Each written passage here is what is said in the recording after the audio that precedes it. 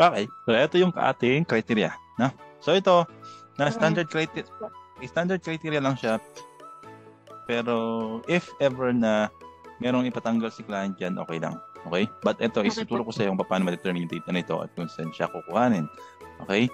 So, welcome sa ating private label product research. Yan, parang may intro yung parang may intro yung recording. Okay. So, yan.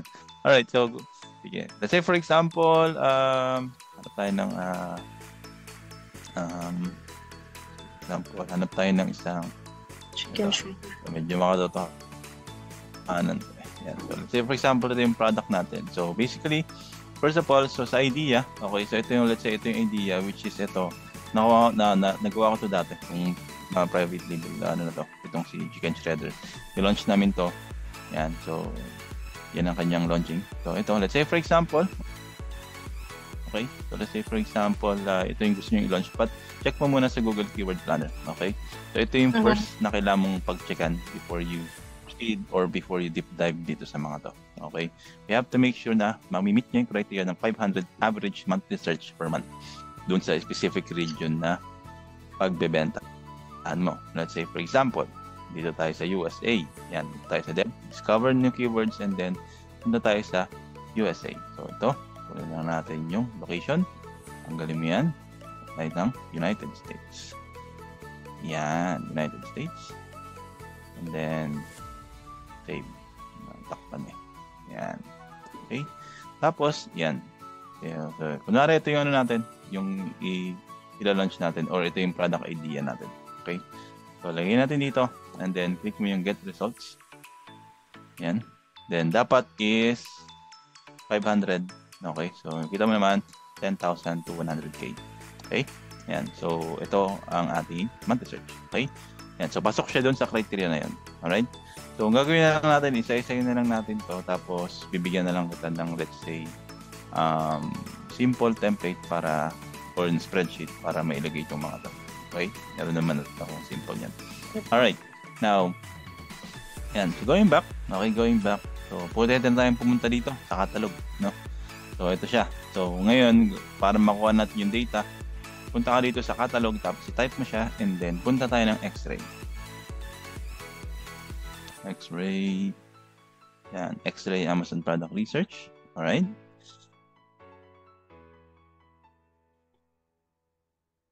Saan niyo po nakuha yung 500 na na range?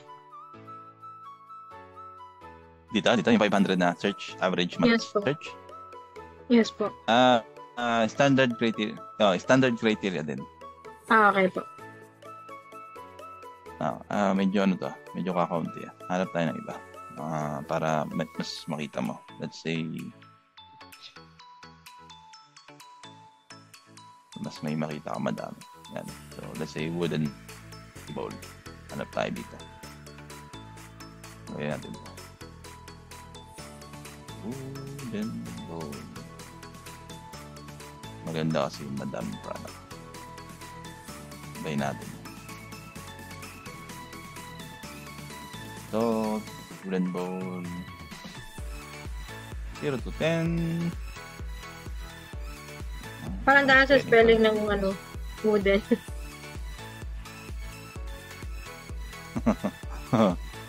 Dapat sakto. Nakalagay wood. And yeah. Okay. So, dito tayo. Wooden bowl. Ayan.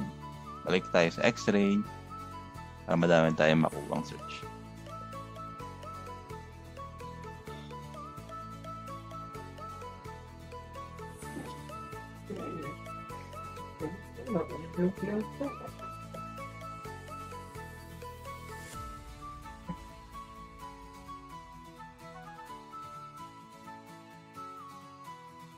Yan. Dapat yun yan. Medyo marami akong pang-example. Okay. So, first of all, kailangan kunin mo muna. Tanggalin mo muna yung sponsored. Filter result and then hide sponsored products. Yan. Okay. Medyo sanay ka na bang gumamit ng Helium? Hindi po masyado. Sige. Yan. Tanggalin mo lang yung filter sa atin. Tapos, first na gagawin natin is Z to A natin ang revenue. Yan. Although dito sinabi, no need to mention revenue sorting, but I suggest i-sort mo muna yung revenue. Okay? Okay po. Yan. So, para makuha mo yung top sellers. Alright? And then ngayon, next, ngayon, kunin natin yung 7 sellers in top 20 having less than 400 reviews. Dapat pumasok siya. Dapat merong 7 sellers in top 20 na less than yung 400 na review. So, pwede natin tong i-download. Natin itong, ano na to. Okay. Tapos, pwede natin kuhanin ang top 20. So,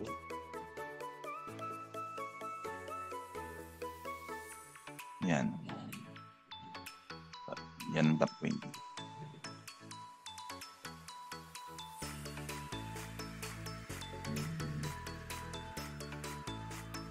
we go. So, yan. Meron na tayong top 20. Ano na yan? Sorted na yan, no? Revenue na yan. Okay? So, ngayon, ang sabi is ang review count. Dapat is 7 sellers in top 20 having less than 400 reviews. Dapat yung 7 dito sa top 20, dapat meron kang makuha na less than 400. Okay? So, ngayon, punta natin sa review count. Okay, punta natin sa review count. Ito yung top 20. So, meron tayo ditong dalawa. Dalawa. Tatlo, apat, 5. Meron din tayong 6. Meron tayong 7. Meron tayong 8. Ano ba? 338 po. Yan, 338. Okay? So, kung papansinin mo, sobra-sobra pa sa criteria. So, tapos sa number 2 criteria. Okay? Yan. Okay? So, gets mo yun? Dapat Yes po. 7 dito sa top 20 merong less than 400 reviews. Okay? Alright. The next one is 7 sellers in top 20 having revenue more than 7,000. Dapat ang 7 dito is naka more than 7,000. 1, 2, 3, 4, 5, 6, 7, 8. Pasok sa banga. Okay? What if hindi siya Alright, umabot ng 7? Sobra pa nga eh. 1, 2, 3, 4, 5, 6. 1, 2, 3, 4, 5, 6, 7, 8. Kapag hindi siya umabot ng 7, Yes po. Yes po. mahanap ka na ng iba. Ibang keyword? Ibang product. Yes. Okay. Pasok pa nga to, 7,000. So whatever it is na hindi pumasok sa criteria na to, humanap ka ng iba. So dapat lahat ng target na to, lahat ng to is mamimit. Okay? So competitor price $14. Competitor price $14.99 to $39.99. So tingnan natin yung competitor. Competitor price.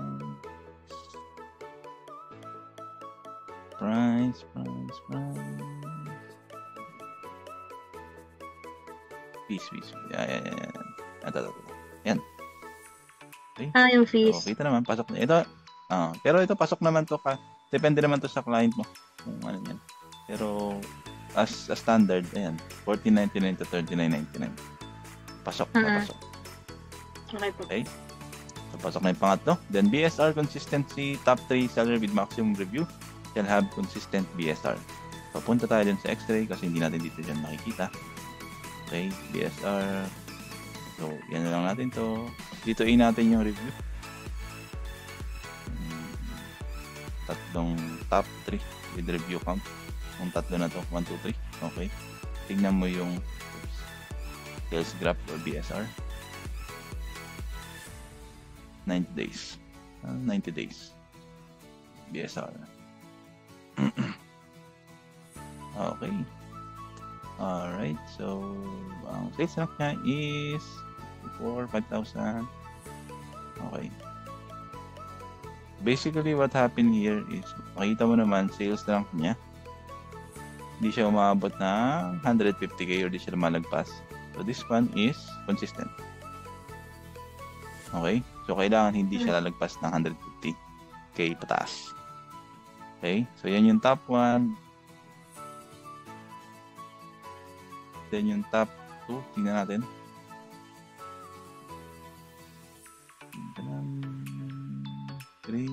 Sales rank 10,000, 10,000, 13. Okay pa. Okay ulit. And then number 3 para pumasok na sa bangato. 90 days BSR. Sales rank 18 days. Okay. Okay. Hindi siya tumataas ng 150. Okay? Yan. So, tapos na tayo dito sa pangatlo. Yan. So, okay. All goods tayo hanggang 1 to 5.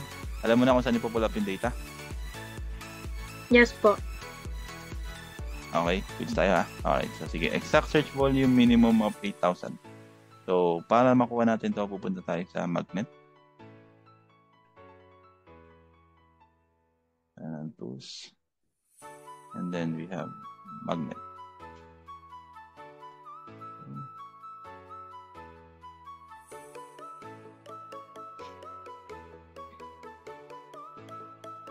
Yan. Tapos, kunin lang natin yung exact keyword.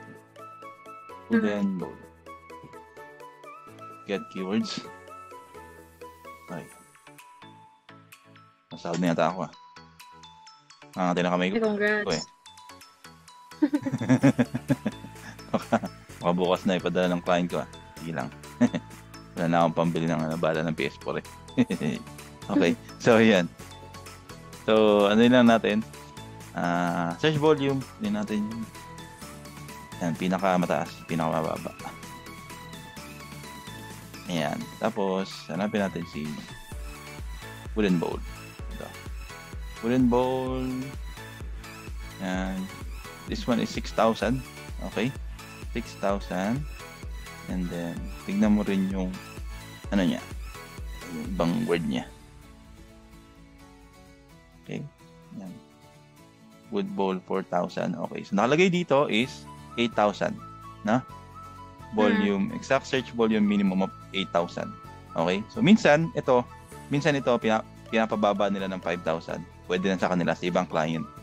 Okay. But in Jeopardize nung sa standard, mas maganda kung ma-meet tong 8,000. Okay? Okay. So, dito, technically nakalagay dito, wooden bowl. Ayan. Bowls, yan, pinakamataas niya is 6,000 lang. Okay? Yan.